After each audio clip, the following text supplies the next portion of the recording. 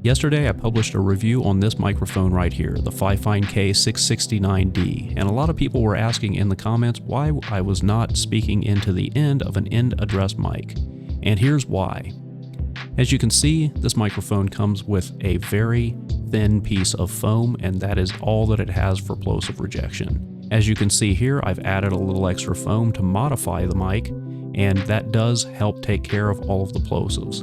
However, when I do a review of a piece of equipment, I review it as it comes from the manufacturer with no modifications.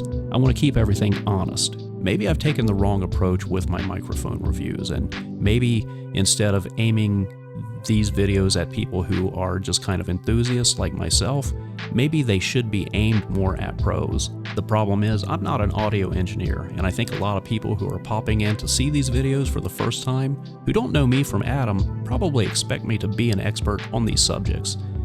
So from here on out, if you're subscribed to this channel for audio, you should probably unsubscribe, because this is going to be my last video on audio equipment.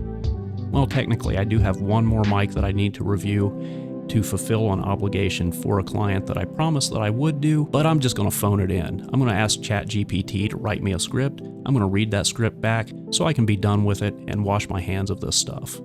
Thank you for watching, and I'm sorry if I disappointed you.